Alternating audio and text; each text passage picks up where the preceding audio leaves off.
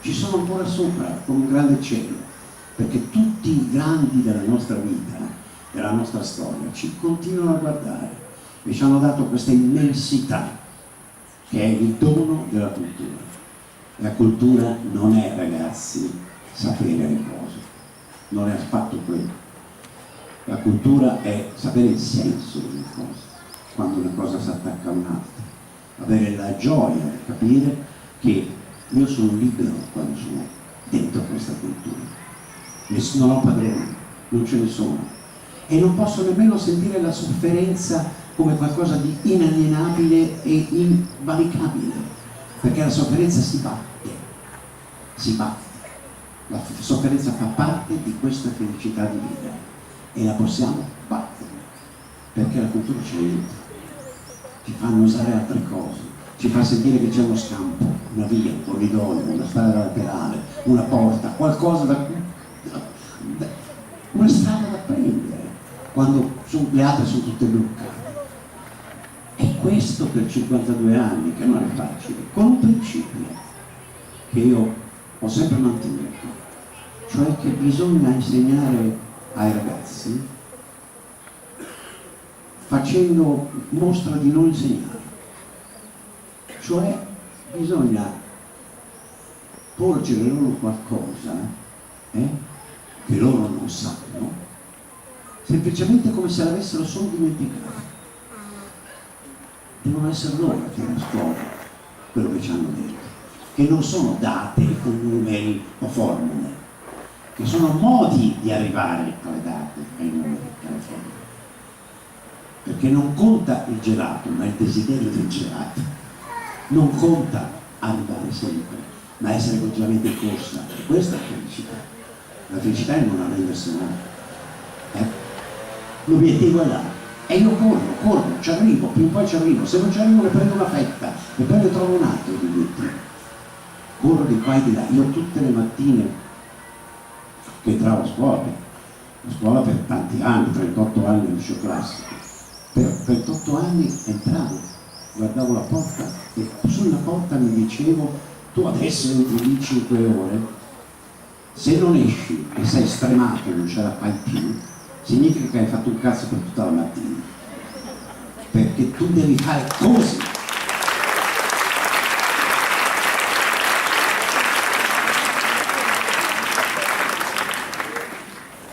Devi fare così, devi dare tutto, cioè i ragazzi devono strabuzzare gli occhi, devono dire: ma come, non ci avevo mai pensato prima?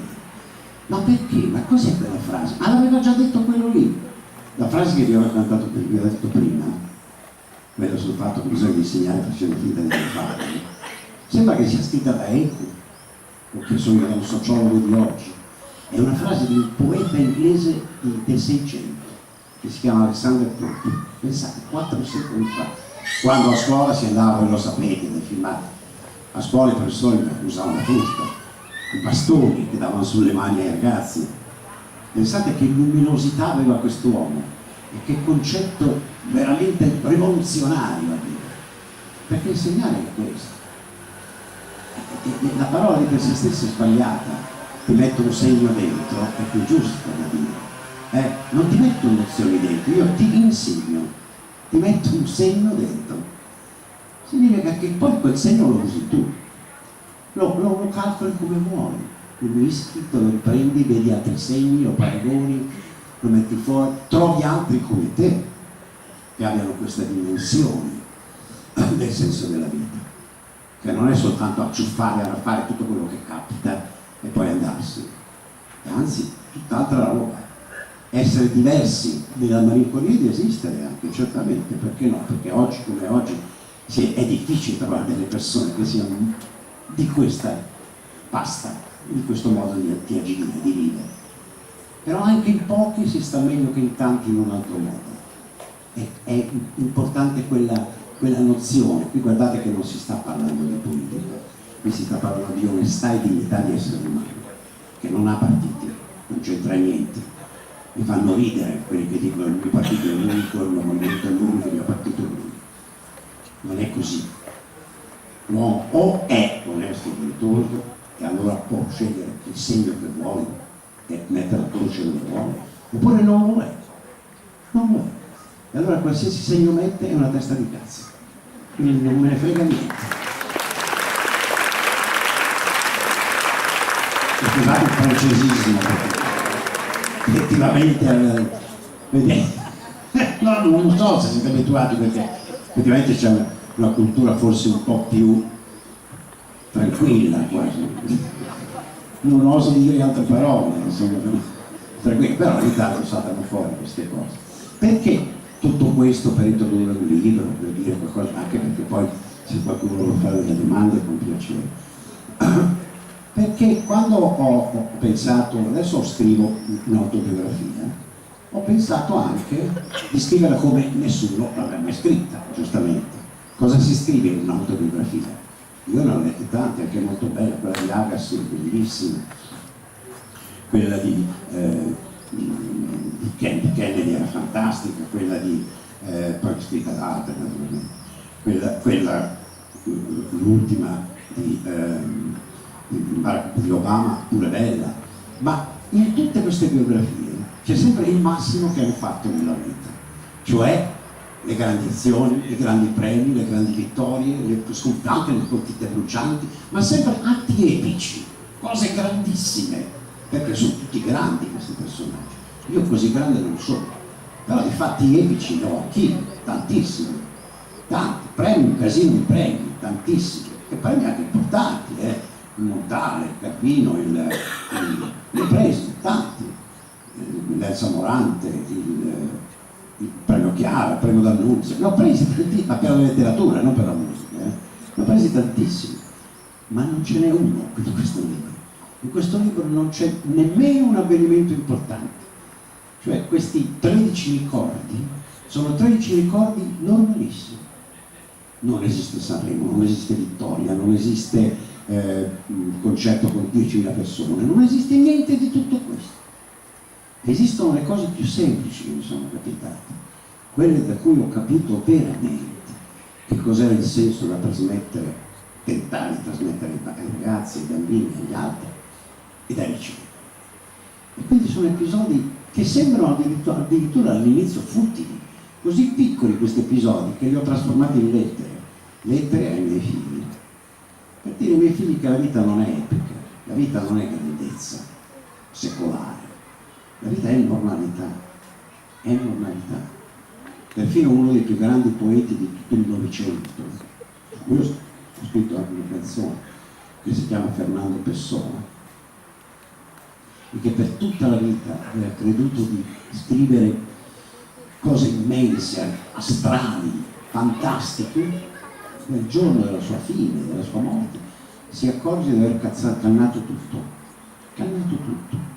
perché per star dietro al senso del mondo, all'infinito, per arrabattarsi a capire i significati delle stelle, eccetera, non aveva capito l'uomo, le persone, le piccole cose che si trasmettono da una persona a un'altra. Uno che non vede una partita, che non legge un libro giallo, che non fa tanto una cazzata nella vita, non credo che conti molto. Bisogna fare di tutto, bisogna saper fare anche le cose semplici, le cose piccole, anche le cose umili. Pessoa alla fine della sua vita scrive questa bellissima, straordinaria poesia che è Le lettere d'amore, in cui racconta questo, racconta: io non ho mai scritto lettere d'amore, ho fatto male, ho scritto miliardi di poesie e mai una lettera d'amore, ho fatto male. Dovevo scrivere più lettere d'amore a una persona bella, chiara, precisa, corposa, corporea e donna, perché c'era una donna che l'amava, e meno molte poesie in me, che bastavano 3 o 4. Invece le lettere d'amore non bisogna scrivere, perché le lettere d'amore sono parlare a quello che è vicino. E non intendeva Pessoa, come non intendo io, lettere d'amore scritte in SMS. Non intendeva nemmeno lettere d'amore scritte a computer, intendeva lettere d'amore scritte con la propria mano, con la propria grafia, perché la grafia è la persona, quella G, quella L, quella T, quella andare giù, quella andare su, quello scrivere, marcare, sono il tuo modo di essere, il tuo carattere. Chi ti ama ti conosce per come sei, anche le cancellature. Non è che si buttino via le cose come si fa col computer, si cancellano, perché restano sempre, come arriva sopra però restano, che non si butta via niente, nemmeno quello che hai sbagliato, nemmeno quello che hai dimenticato, quello che ti è sfuggito, non si butta mai niente. E c'è un senso a questo, che Pessoa non aveva trovato, trova alla fine della sua vita. Il senso è che non si vive per sé. Sembra una cosa del discorso scritto che sta venuto qua. Non si vive per sé, si vive in coro, si vive insieme, si vive tra tutti.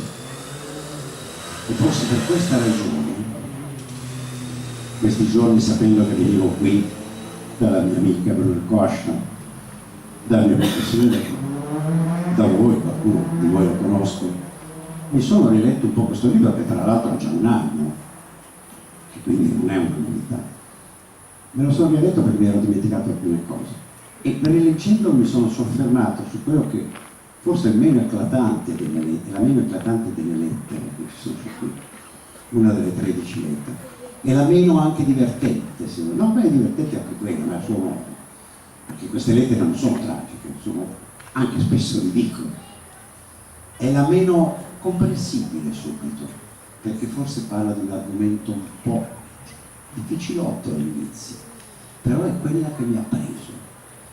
Ma vi dico la verità, ho finito di leggerla ieri alle 2 di notte, quando sono arrivato al finale, che io mi ricordavo bene il finale, figurati, l'ho scritta io, perché quindi il finale me lo ricordavo.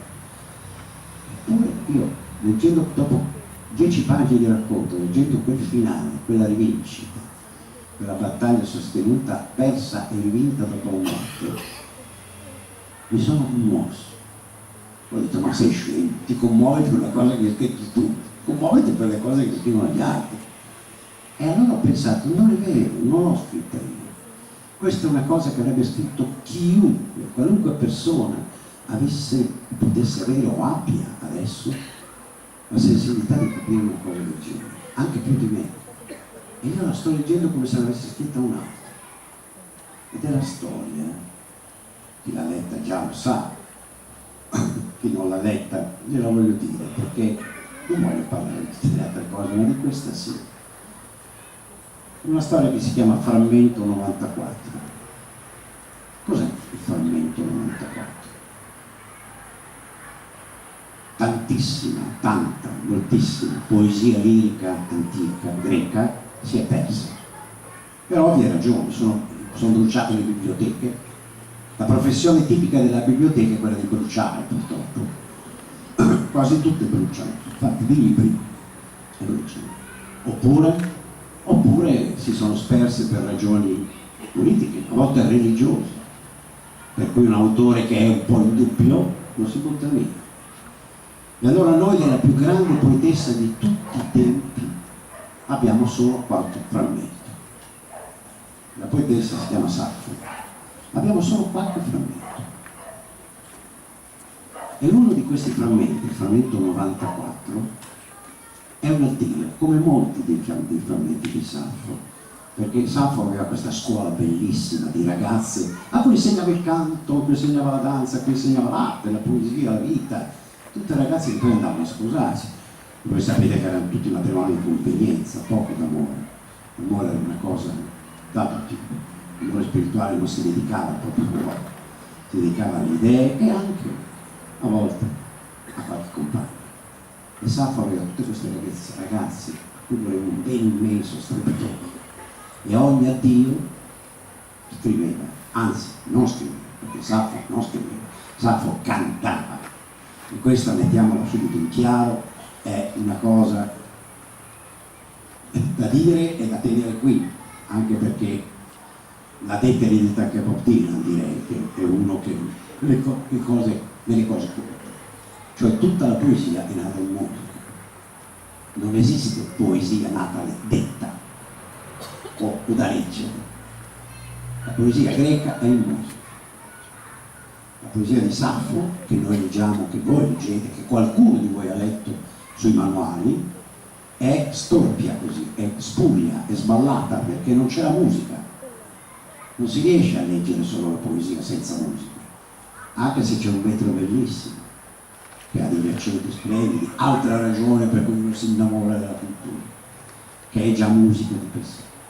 In questo frammento da Dio cosa dice? Dice una cosa bellissima, ma in una maniera strana. Dice, dopo magari mi dice appunto, brano se riesco, dice in italiano alla ragazza che se ne va: ricordati di noi perché noi ti abbiamo tanto amato. Quasi tutte le antologie fino al 70 traducevano perché noi ti abbiamo amata, che è in plurale anche in greco, è in plurale. Lo traducevano in prima persona: ricordati di noi perché io ti ho amato. Io ti ho amato. Che è una storpiatura, ma tutte le antologie, anche quando io ero al liceo, si traduceva così. Che io, pensate che sia una cosa da niente, dopo capire che non è una cosa da niente. È una cosa importantissima, è un diluvio di cultura che cambia completamente, è una rivoluzione copernicana questo io o noi. Una rivoluzione a cui nessuno aveva pensato, e ci ha pensato questo professore di cui vi parlerò. La traduzione perché io ti ho amata, io ti amavo per precisione, perché è un imperfetto, io ti amavo, è colta al volo dai grammatici perché ha pensato che quel plurale fosse il plurale di maestà. Cioè, come quando si dice noi Maradona vi vogliamo bene, il noi detto come e invece non era così, era un plurale vero.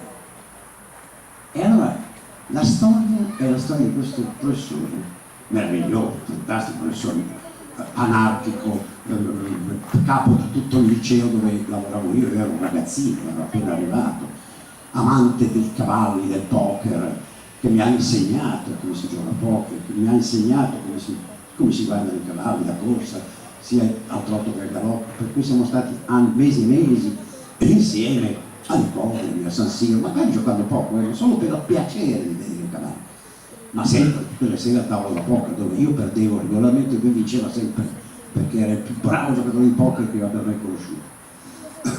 E un giorno mi chiama nella sua aula, dove non andava nessuno perché era una specie di sacrario la sua aula, e mi mette sotto questo libro e dice: guarda un po' qua, tutti traducono questo verbo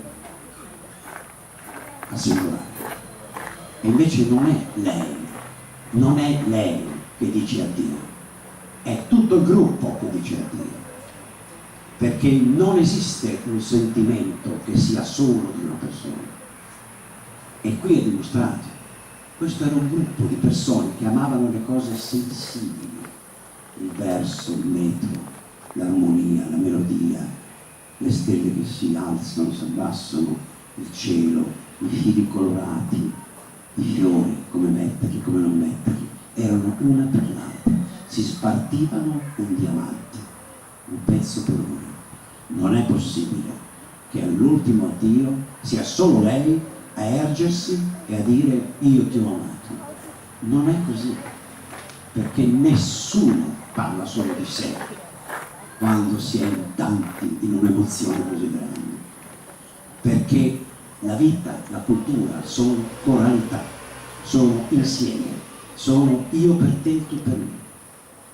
Non si fa cultura da soli, non si fa vita da soli, non si fa sensibilità da soli. Quindi non era solo un pezzo suo, cioè non era che se l'era menata per un verbo, figurarsi un po'. Infatti io non avevo capito all'inizio, ho detto ma sì, ma ci può stare anche il plurale, ma chi se ne frega, non ci poteva stare il plurale, ci poteva stare solo il singolare. E a quel punto lì, quel giorno lì, che io ero ragazzino, avevo avuto 26 anni, 27 anni, e lui era già alla soglia della pensione, questo uomo che mi ha insegnato tanto nella vita, tutto, ad amare il bello che non finisce mai, che è ancora qui per noi, quest'uomo perse la testa, ma impazzì perché tutti vi erano conto, sembra per una sciocchezza, ecco dove dico la semplicità di certe cose, non l'etica, la semplicità. Ma come tu che sei così grande, che sei pieno dei tuoi autori, delle meraviglie che hai insegnato ai ragazzi per anni e anni e anni, non capisci più niente, diventi pazzo per un verbo. Ma lui non diventava pazzo per un verbo, diventava pazzo per il concetto che nessuno aveva capito, che la grecità aveva diffuso nel mondo e che nessuno aveva capito, nemmeno i grecisti più attenti, cioè che il mondo è democrazia, e spargere le proprie idee agli altri, e confrontarle e metterle insieme. Loro hanno inventato la Pulè, cioè il consiglio. Prima era uno che comandava, no, tutti insieme stabiliamo cosa si può fare. Questo nella politica, come nella poesia, come nel senso dell'arte, tutti insieme guardiamo, respiriamo tutti insieme quell'aria.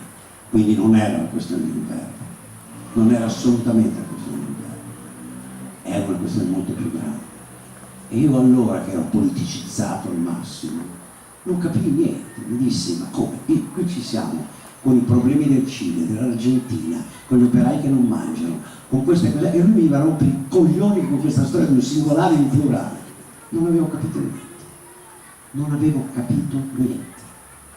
Lui non andava contro il Cile, l'Argentina, quelli avevano scontato che fosse le sue priorità, ma quel verbo era universale, cioè lui in quel verbo vedeva, simbolizzava, sintetizzava, è la ragione per cui esistiamo, la ragione per cui esistiamo.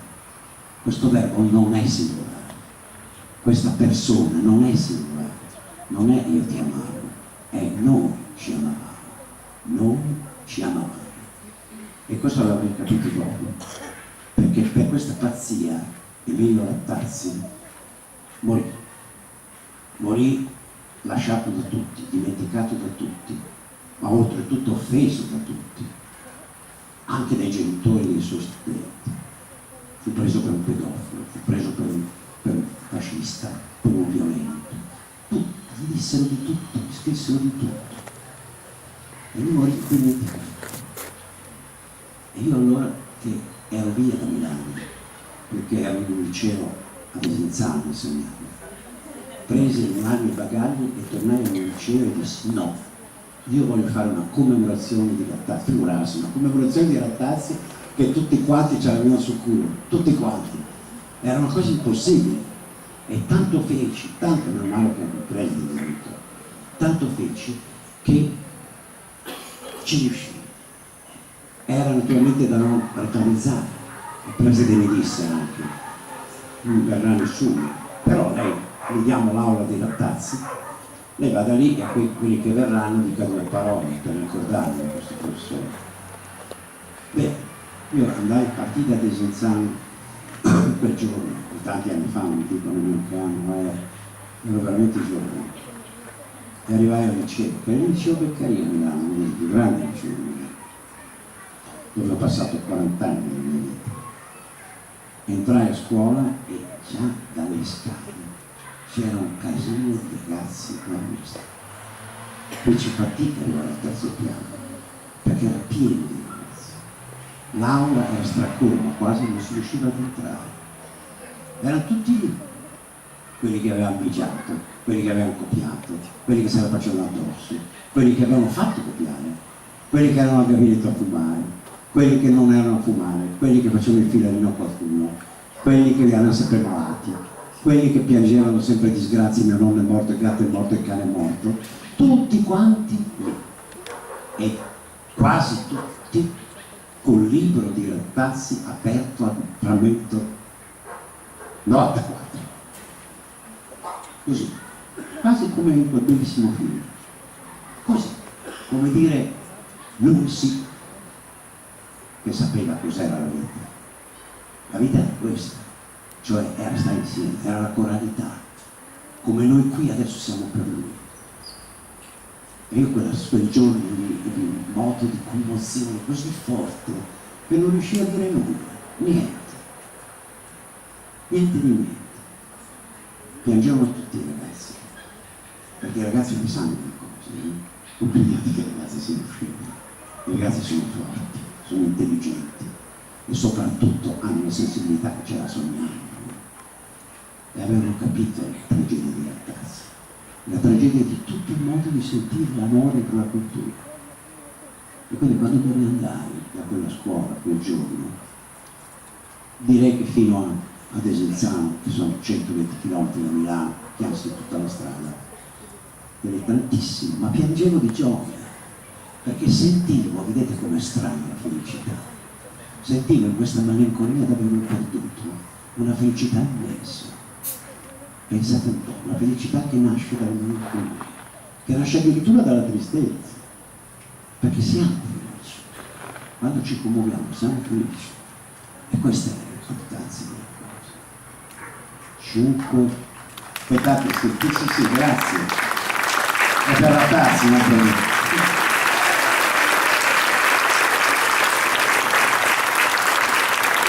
Vedete, potevo scegliere di parlare di altre puttanate, cioè dei racconti sul mio papà che sono tutti comici, del giorno che ho incontrato il Papa, che pensavo di essere il Papa io, ci fu un equivoco spaventoso, quando mi invitarono alla Sistina, c'erano tutti gli altri artisti lì ad aspettare il Papa che parlasse, io arrivai in ritardo e mi fecero di aspetti un momento qui, poi quando aprì la porta per entrare tutti si alzarono e mi applaudivano. E io pensai naturalmente nella mia magniloquenza, nella mia grandezza, nella mia testa del cazzo che c'ho, che stavano applaudendo me, che finalmente me lo meritavo, era ora che effettivamente tutti mi applaudissero.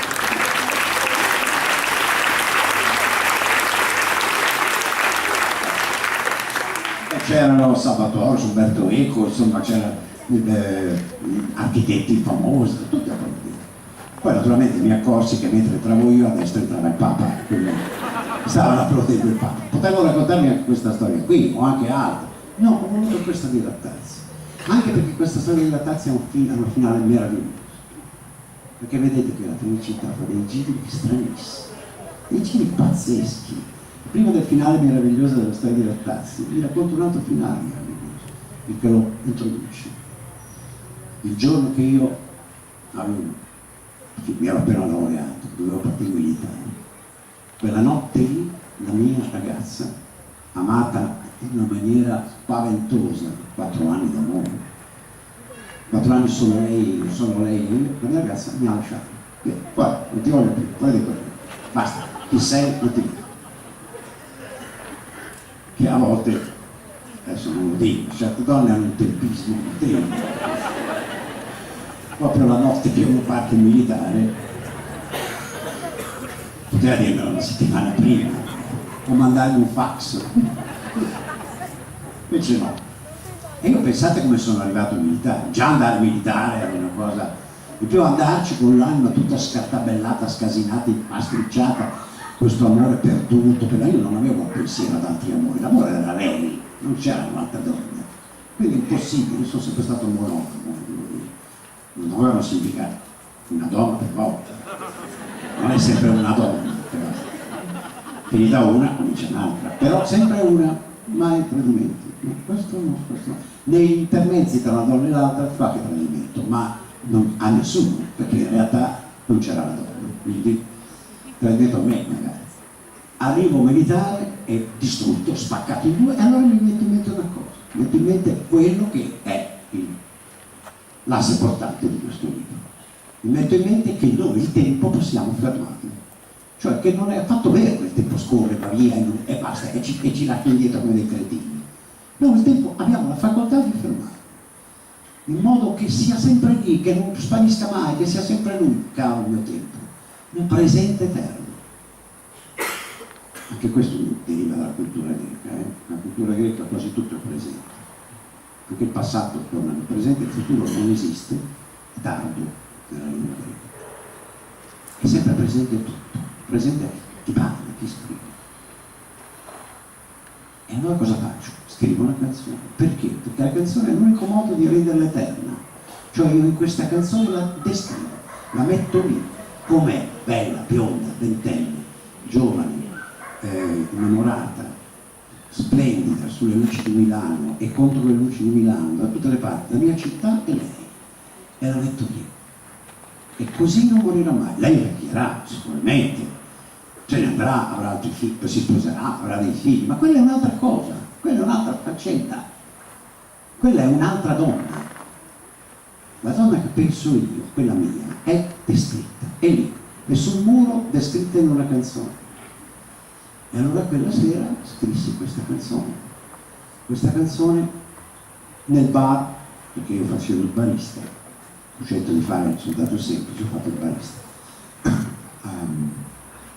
Nella caserma, di notte, scrissi questa canzone. Ora, dopo, no, un po' di tempo dopo, ho pensato, se lei fosse tornata e mi avesse detto ho sbagliato, ti amo, voglio tornare con te, io non avrei mai scritto quella canzone, mai. Lei dopo qualche mese l'avrebbe comunque lasciato perché ormai era finita e quindi avrei perso lei e la canzone, tutte e due.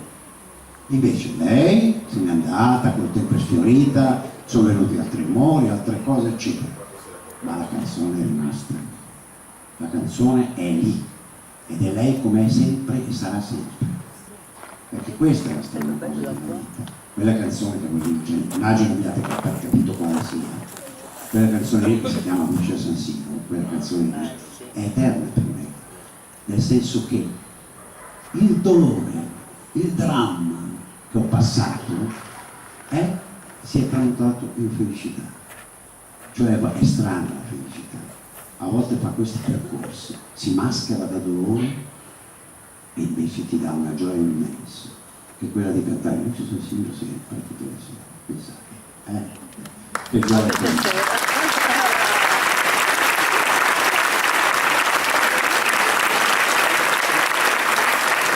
E così vi racconto anche com'è finita la vicenda di Rattazzi, di Emilio Rattazzi. 6 o 7 anni dopo la sua morte uscì una grande collezione di poeti lirici, e non solo lirici, anche epigrammatici, insomma, di poeti greci. C'è una bella differenza tra i lirici. Curata da persone tostissime. Ebbene, al frammento 94 di Saffo, e questa è la cosa che mi fa emozionare tutte le volte, perché è vero, e la vita è strana. Alla fine del frammento c'è una nota con scritto, il verso 7-8 sono i versi, il verso 8 si traduce al plurale, perché questa è un'idea del professor Emilio Rattazzi. 7 anni dopo la morte, tutte le grammatiche hanno tradotto il verbo al plurale, come volevano.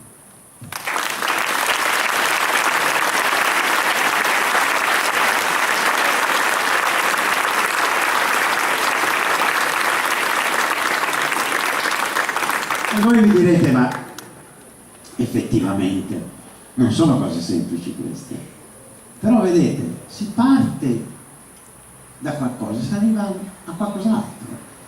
Il mio modo di emozionare è stato sempre questo. Io quando ero bambino ammiravo certe cose, ho avuto un padre stralunato, straordinario, pazzesco, iperbolico, fuori di testa, giocatore donnaiolo spaventoso. Corna mia madre a non finire. Come madre lo sapeva benissimo, però le volte che andavo di mamma o a consolarla, ma lei rispondeva, tuo papà è più geniale che stronzo, quando sarà più stronzo che geniale lo caccerò io. Questa era la sua idea, era comunque innamorarsi di lei. Grande! Dovete capire che siamo molto femminismi, antilitteram proprio. Quella era una donna, la mamma è nata nel 24, una donna un po' anziana, un po' di un'altra epoca, però era una fermezza di questo tipo straordinaria, fortissima. Eppure mio padre mi ha insegnato pochissime cose, però mi ha insegnato il suo modo di fare. Mio padre è stato l'uomo più felice che io abbia mai conosciuto. Se ne è sempre sbattuto di tutto. Non è mai stato responsabile di quello che faceva. Mi metteva tutto a posto mia madre, sempre, continuamente. È sempre stato lui, figlio e io papà, generalmente, perché era proprio un bambino. Perdeva il gioco e rideva come un pazzo. Lavorava come un pazzo. perché questa era la grandezza di mio padre, che anche se perdeva, anche se sbagliava, anche si metteva sotto col lavoro, lui vendeva tessuto, si metteva sotto col lavoro e in 3 mesi, 4 mesi gli faceva tutto, girava tutta Italia con questa flanella, con questo creton, con queste pezze, perché allora era così, non c'erano le confezioni, stiamo parlando degli anni 50, 60, e rifaceva tutto, ricostruiva la vita. Di mio padre ricordo, ecco, per esempio nella sua stralunata potenza di pensiero, ricordo la follia che ebbe quando io ero a 5 giorni dalla maturità. Lui mi vide, mio padre era napoletano, mi vide magro e mi disse, voglio, tu non vuoi stare così, io adesso prendo e ti porto a Parigi. Ma come Parigi? A Parigi 5 giorni prima che io ti faccia fare la divertente. Non è possibile che stai così caldo, mi sembri veramente morto, non è possibile. Io sono papà, io non c'ho da passare matematica non sapevo niente. E poi allora, non so, voi siete tutti giovani, quindi non lo sapete, ma allora alla maturità si portavano 3 anni di programma e tutte le materie, tutte, quindi 3 anni di matematica, 3 anni di italiano, 3 anni di storia, 3 anni di filosofia, si portava tutto. Quindi pensate un po' che immagazzinamento di roba bisognava avere. E io la cavavo abbastanza bene a scuola, anzi direi molto bene, però matematica niente. No, tu devi venire, guarda, non dai, mi portò a Parigi e fu una cosa strabiliante, perché io a Parigi vidi cose che non avevo mai visto. Pensate a un ragazzo di 18 anni che vede, Versailles, Malmaison, Jeu de Paume, gli impressionisti, che non c'erano allora tutte queste cose in televisione o su internet. Quindi come lo vedevi Manet, Monet, Pissarro? Come li vedevi? Come potevi innamorarti del pittore? Era impossibile, dovevi andare a sì e no quando c'era una mostra. E a me piaceva l'arte tantissimo. E quindi vedevo queste cose. E poi naturalmente anche l'altro risvolto. Mio padre mica mi ha fatto mancare niente. Mi ha portato agli spogliarelli a 18 anni, 92, no, che era 62. Nel 62 quando qui in Italia al massimo, se sulle riviste c'erano un po' di gambe, ma al massimo, coperte fino a qua, insomma, cosa pazzesca. Là c'era Rosa Fumetto, una delle donne più belle che mi ricordi, nuda completamente, che ballava, danzava, strisciava su una rete sopra la mia testa, che avevo 18 anni. Gli ormoni a 1000 e maturità da fare anche con Rosa Fumetto a 5 centimetri.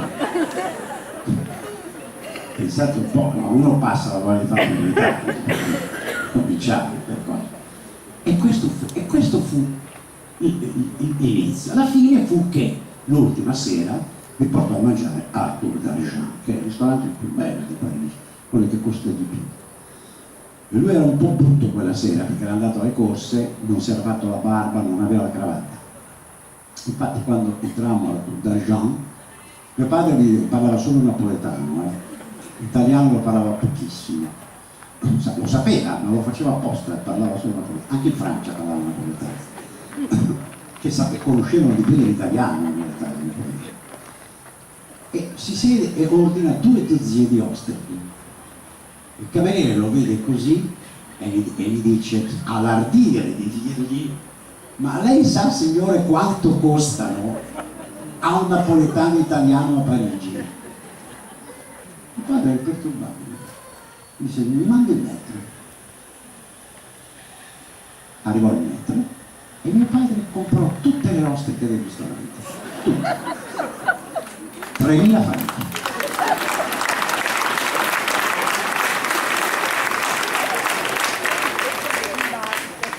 È stata la cosa più bella che abbiamo visto in vita mia. Vagone di ostriche e poi butto via perché non lo voleva dare a nessuno.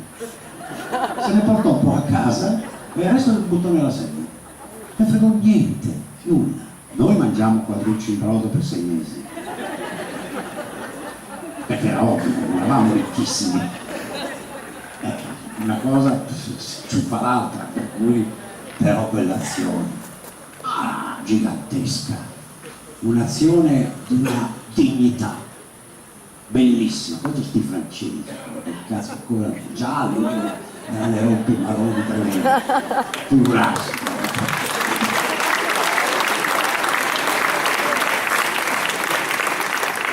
E lui mi ha insegnato tutte queste cose. Pensate che mio padre, e questo è tutto scritto, un racconto in cui parlo di lui, tanto, anche per i miei figli lo faccio, perché io ho tentato di insegnare ai miei figli gran parte di quello che mi ha insegnato mio padre, cioè non la non responsabilità, questo no, però il gioco e il sogno sì.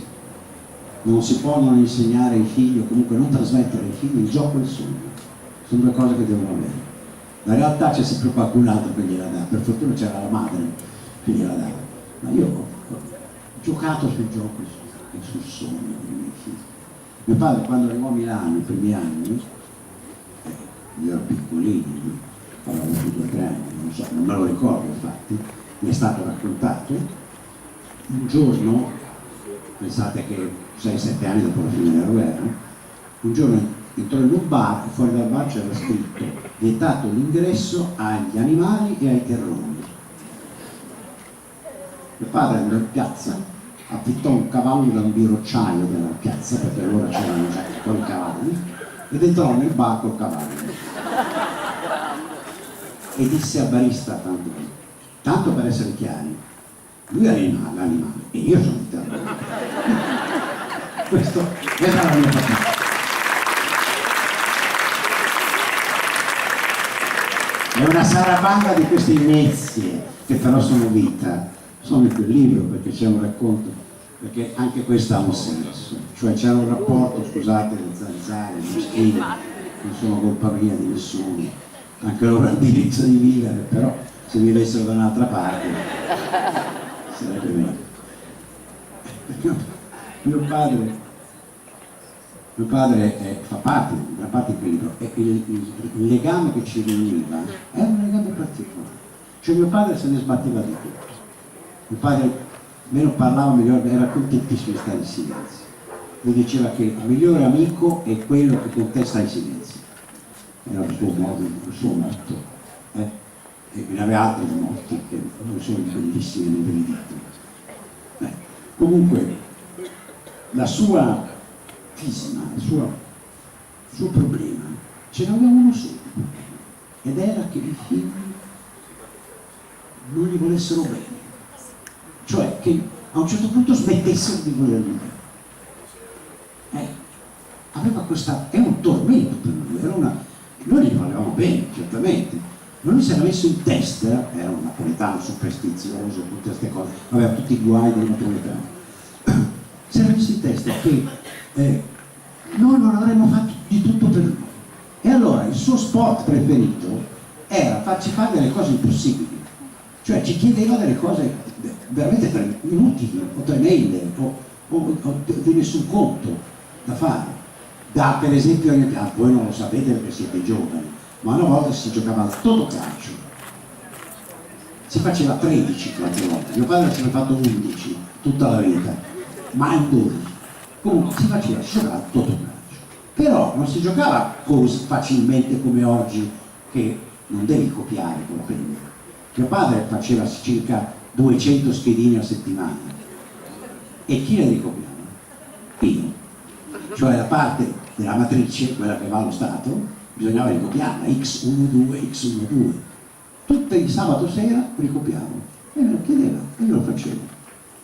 Questa era una delle cose, perché ce n'erano altri ben peggio, ma col tempo si instaurò una specie di concordanza particolare, cioè mentre lui ci faceva fare, a me e mio fratello, delle cose impossibili per dimostrare a se stesso che gli volevamo bene e avremmo fatto qualsiasi cosa per lui, noi a un certo punto, io soprattutto, mi incazzavo se non mi davo qualcosa da fare, cioè gli andavo incontro, dicevo dammi qualcosa da fare per dimostrarti che ti voglio bene, cioè dentro di me pensavo così. Infatti tutta la vita, quando è morto giovane tra l'altro, se no saranno ancora qui a fargli qualcosa sicuramente. E è una di queste cose che è veramente impossibile, è raccontata in questo racconto che si chiama Duplice accoppiati, che è proprio duplice perché è un andare e venire di affetto tra me e lui, cioè è una richiesta spaventosa che mi fa. Ma pensate che mio padre, questa me la lascio se volete leggerla, mio padre il giorno che mi sono sposato, il giorno dopo mi sono sposato, ero appena andato in casa, era la prima notte che passavo in casa con mia moglie, la mattina si presenta lui in macchina, mi chiama con una faccia tristissima e mi dice: Roberti, lui parlava sempre napoletano, mi chiamava Roberti, ma tu quanto tieni in banca? Papà, non so, 400-500 mila lire. Io tengo bisogno di 500 mila lire per quel giorno. Me ne puoi dare? Io non avevo altro. E poi se mio papà me ne dava una settimana morivo di fame. Non ce la facevo più, non avevo soldi. Mi disse: sì, no, papà, ti faccio un assegno. Io 500 mila lire, l'assegno, io lì. Tornai a casa dopo 5 minuti, plac plac, clacson, vado giù, papà mi ridiede l'assegno e mi disse: non era per questo che ero venuto.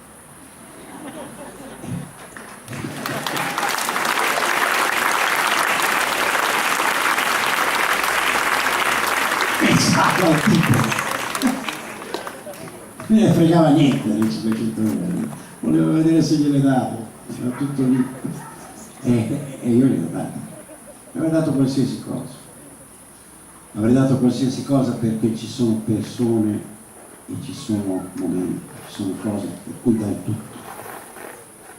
Non sono tante, non sono tante. Una donna che ami, tuo padre, i tuoi figli, per questi possono andare stupidi. Ma siamo lì anche con gli altri, Avrei dato tantissimo anche per tutti i miei studenti, soprattutto per quelli che avevano bisogno. Io non ho mai amato moltissimo i saccenti, i sapientoni. Quando venivano fuori, non so come li chiamano qua, quelli che studiano sempre. Ah, secchioni, anche, non vecchioni, secchioni. Secchioni non li amavo molto. Capivo questa loro frenesia di studiare, perché forse non avevano altro nella vita, quindi studiavano come pazzi. Però i secchioni li ho fatti soffrire tanto, perché quando arrivavo a fare un secchione erano interrogazioni tremende.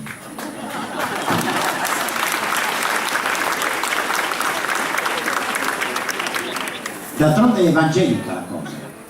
Gesù ha detto: chi ha 10 talenti ne restituisce 100, chi ne ha uno ne restituisce 10. Se lo dice Gesù è così. Tu che sei un secchione devi dare molto di più.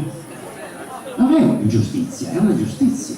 A quelli che poverini non ce la fanno o perché non hanno studiato tanto, non hanno tanta voglia, cazzi i loro problemi eccetera, oppure perché proprio non ce la fanno, perché le intelligenze sono diverse in questo mondo. Non puoi chiedere tutto. Dice, la legge sarà uguale per tutti, ma la scuola no, non è uguale per tutti. Ci sono quelli che hanno bisogno di essere più aiutati e quelli invece che mai nella vita aiutarli, perché effettivamente bastano da soli. Bisogna anche fare, poi essere giusti con tutti, questo è chiaro, ma è così il principio, e questo è il principio per usare con i ragazzi, anche secondo la frase che vi ho detto prima, che è assolutamente importante. Non ho nessuna, ecco la felicità, ce li ho tutti qua, i ragazzi che sono stati con me, ce li ho tutti qua, da quando ho cominciato, poi ho smesso per il militare, poi ho ricominciato, a quando ho finito nel 2000 sono andato in pensione. E poi sono entrato in università, ma l'università è differente, non è come il liceo. L'università è un'altra storia. Il liceo è la vera scuola, è il vero confrontarsi, il vero vedersi con i ragazzi. E io ce l'ho tutti qua, perché non passano mai, non se ne vanno mai. A volte ho delle nostalgie, però ho un principio in testa, e anche questo è un principio di un grande scrittore che voi conoscete, dopo vi dico chi è. Ogni tanto delle frasi le faccio mie, perché devono essere proprio dei sentimenti di vita. Allora, non bisogna essere tristi per quello che è passato. bisogna essere felici perché è accaduto. Grande!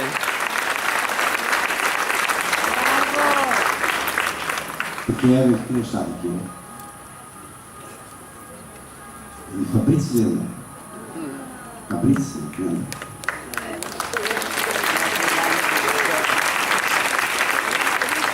è una frase bellissima, fantastica. Io direi che non posso tagliarmi più di tanto, starei qui anche di più, però lì forse come 2 o 3 voglio fare una domanda, poi magari forse c'ho un'idea anche dopo. Un'idea. Allora, stavo dicendo, tra le frasi, tra le cose importanti, perché le frasi sono quelle che mi attacco e sono lì, sono fondamentali. Tutti questi ragazzi che sono davanti a me e che non passano mai, perché sono accaduti, e quindi quando una cosa accade è per sempre. E sono tuoi questi ragazzi, a cui a volte ti ho insegnato, ma ti hanno insegnato un casino di cose, tantissime, io ho imparato tante di quelle cose. Ragazzi, e tutti diversi, tutti dagli anni 70, dagli anni 80, dagli anni 90, diversissimi, come diversi nel 2000, e diversi anche oggi, però tutti uniti da un fil rouge, da una stessa cosa, che è il bisogno assoluto di essere sentiti, capiti, non di essere lasciati lì, come se il loro linguaggio fosse unico, solo per loro, e incomprensibile. Stanno maturando la costruzione della vita, delle idee. Dobbiamo lasciarli questa cosa, dobbiamo lasciargli il loro linguaggio, ma dobbiamo continuamente tentare di entrare senza fare rumore, senza spaventare, senza far casino, anche nei loro ragionamenti, che a volte sono difficili, però tentare di farlo, ma non sempre con la nostra mentalità, con la nostra testa. Quando ero ragazzo io, mi ricordo un sacco di genitori, perché poi tra l'altro io andavo, insegnavo in una scuola, quando ero ragazzo, quando ero ai primi anni come insegnante, insegnavo in una scuola dove c'erano tutti i figli di professionisti, gente anche colta, tutti malati per la musica sinfonica, che si disperavano perché i figli sentivano rock, disperati, ma questo rumore, questa schifezza, questo orrore, non riuscivano a intendere, a capire che lo schema di arrivo a una verità segue delle linee che non sono sempre le stesse, che a ogni età ce n'è una, e ogni decennio ce n'è una, e che a ogni età non si è dei piccolini, si è di quell'età. Non puoi pretendere che un quindicenne ragioni da quarantenne o da trentenne, soprattutto che abbia i fantasmi di un trentenne, ha i suoi già, che sono tanti, non può avere quelli degli altri. E assolutamente questo è vero. E io appena lì vicino ho sempre pensato, ma guarda un po', che quando dico sono molto meglio loro dei loro genitori. I genitori quando venivano a parlare, scusate l'espressione, questa ci vuole veramente, erano dei gran rompicoglioni, tutti quanti, tutti i genitori, tutti. Bassi, ipocriti, meschini, tutti. Ma mio figlio non studia abbastanza, glielo dica lei, che come glielo dica lei? Cosa dico? E poi non è vero, tutti gli appelli erano lì per il serio i genitori, non per le altre cose. Non fregava niente se il figlio anche picchiava gli altri, bastava tenersi serio.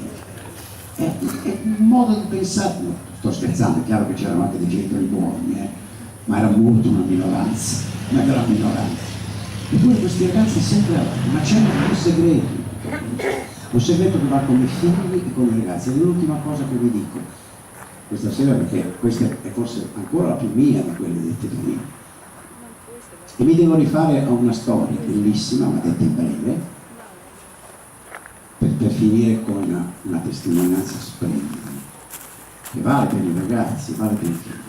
La storia è quella dell'Edipo a Colono, è una tragedia dell'Edipo a Colono, una tragedia di Sofocle, che ovviamente non è colpa di nessuno se non l'avete letta, perché effettivamente non è il caso. È una tragedia meravigliosa, splendida, come tantissime tragedie, perché è piena di insegnamenti, è piena di morale, è piena di verità, che valgono oggi come allora, perché il classico non muore mai. Il classico si chiama classica perché esiste sempre, se no si chiamerebbe perduto, un classico. Classico è questo, quando diciamo una cosa è un classico, significa che in tutti i tempi vale. E il classico è così, vale in tutti i tempi. Nell'Edipo a Colono, che non è Edipo, è proprio la vecchiaia di Edipo, quando lui, sapete che ne ha passati di tutti i colori sto povero re, tutti i colori, no? Senza saperlo, ha ucciso il padre, si è accoppiato con la madre, ha avuto dei figli, di cui due addirittura si sono combattuti per andare a comando a Tebe, uno per bene e uno per male, secondo la morale del tempo. E due figli molto innamorati del padre, che gli vogliono bene. E nel momento della sua fine, perché lui è cieco, non ci vede più, si è tolto gli occhi perché il destino gli ha portato delle disgrazie spaventose, non vuole più vedere il mondo.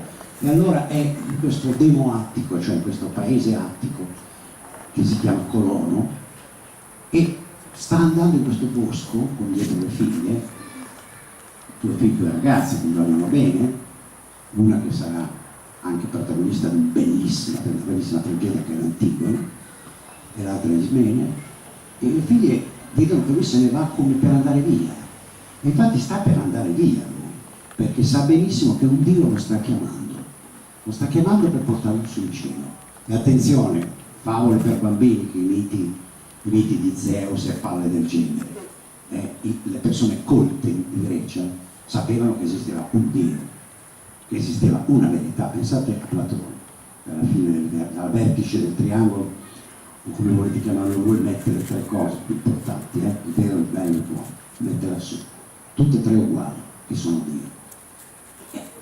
E lui, in questo bosco, prima di entrare in questo bosco, sa benissimo che scenderà una luce, e già sente la voce perché Dio lo chiama, e gli dice: Edipo, cosa stai facendo? Perché cosa tardi a fare? Sono qui che ti aspetto. Gli dice proprio così, nella tragedia Dio gli dice: Edipo, dai, sono qui che ti aspetto, ti devo portare su, ti devo portare in cielo. È come, guardate che siamo 5 secoli prima di Cristo, no? Ti devo portare in cielo. E lui deve dire a Dio alle figlie.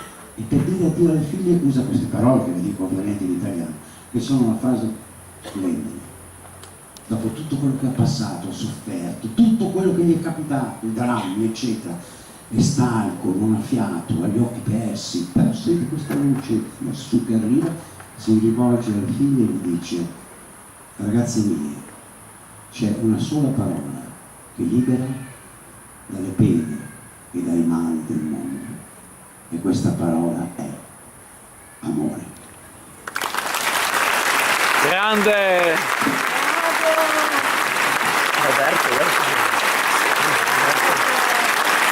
Grande Roberto! Grande!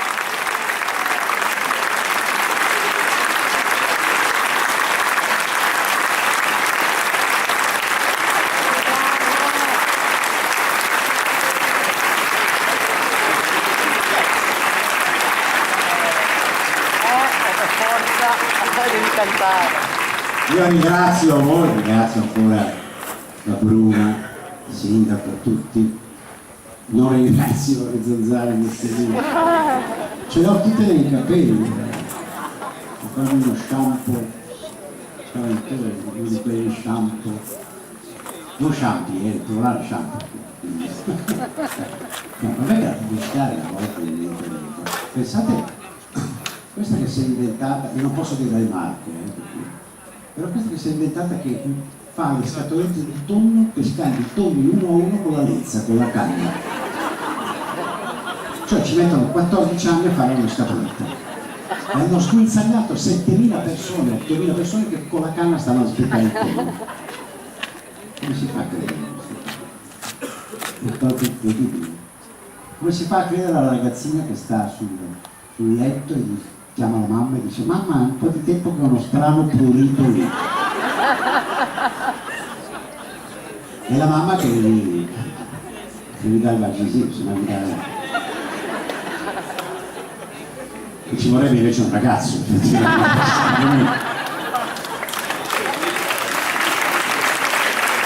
Grande Roberto! Vedo che sono arrivati Ragazzi, adesso vi dico, sì, canto una canzone che è un po' simbolo di questa sera, perché è una canzone, io l'ho scritta per i ragazzi quando sono andato in pensione. Quindi per salutare le mie classi ho fatto questa canzone, che è del 99, figurate un po', quindi nel 2000, no, è uscita nel 99, nel 2000 che sono andato in pensione. Voi la sapete, quindi non c'è problema. Andate, anche se sbaglio io, voi continuate, io sono una pippa, quindi...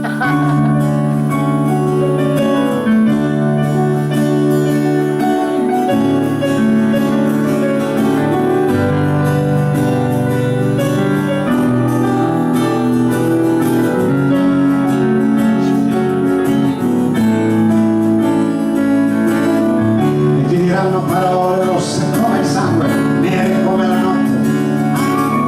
Ma non è vero, ragazzo, che la ragione sta sempre col più forte. Io conosco poeti che spostano i fiumi con il pensiero, naviganti infiniti che sanno parlare con il cielo. Chiudi gli occhi, ragazzo, e credi solo a quel che vedi dentro. Stringi i pugni, ragazzo, non lasciargliela vinta neanche un momento. Copri l'amore, ragazzo, ma non nasconderlo sotto il mantello. A volte passa qualcuno, a volte c'è qualcuno che deve vederlo. Sogna, ragazzo, sogna, quando sale il vento nelle vie del cuore, quando l'uomo vive per le sue parole, o non vive più. Sogna, ragazzo, sogna, non lasciarlo solo contro questo mondo, non lasciarlo andare nei sogni di fondo, quando pure tu. Sogna, ragazzo, sogna, quando cala il vento ma non è finita, quando muore un uomo per la stessa vita che sognavi tu. Sogna, ragazzo, sogna, non cambiare un verso della tua canzone, non lasciare un treno per la stazione, non fermarti tu.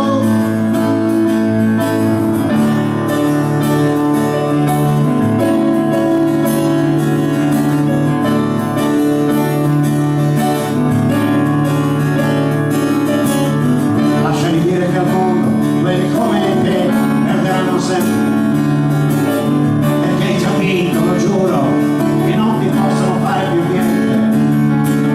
Passa ogni tanto la mano su un viso di donna, passaci le dita, nessun regno è più grande di questa piccola cosa che è la vita. E la vita è così forte che attraversa i muri per farsi vedere. La vita è così vera che sembra impossibile doverla lasciare. La vita è così grande che quando sarai sul punto di morire pianterai un olivo, convinto ancora di vederlo fiorire. Sogna, ragazzo, sogna, quando lei si volta, quando lei non torna, quando il solo passo che fermava il cuore non lo senti più. Sogna, ragazzo, sogna, passeranno i giorni, passeranno l'amore, passeranno le notti, finirà il dolore, sarai sempre tu. Sogna, ragazzo, sogna, piccolo ragazzo nella mia memoria, tante volte tanti dentro questa storia, non mi conto più. Sogna, ragazzo, sogna, ti ho lasciato un foglio sulla scrivania, manca solo un verso per la poesia, puoi finirla tu.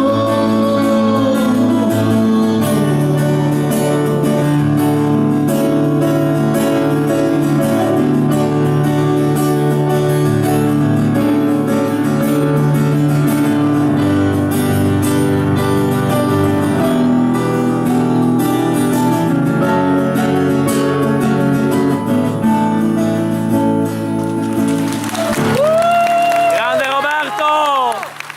Che è un grande!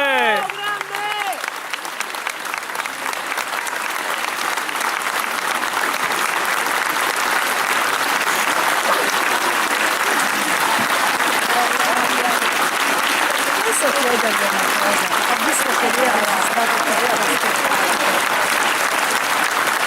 quindi per modo sempre a gennaio e settembre farlo vedere il mio... Grazie a Roberto Vecchioni, grazie infinite a nome dell'amministrazione comunale del sindaco Filippo Giacinti, e per me è un onore.